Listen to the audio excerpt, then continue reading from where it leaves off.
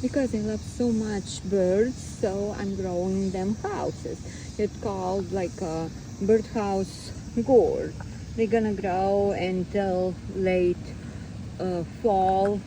Then I'm gonna dry them for a few months over winter time or so, and I think they're gonna be available for next season. But I mean, such a wonderful view to come and look when you're growing a house for somebody. Look, and I have so many birds here in Missouri. We have I don't know how many varieties, and this is one plant. And look, I don't know if it's gonna be good. I think I'm gonna have probably like at least 20 or even more houses. Isn't that wonderful?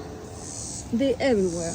And because of hot weather, sometimes these flowers cannot produce houses for them because it's too hot. But when it cools down and weather and starts to rain or so, this wonderful, wonderful thing to grow something from seed.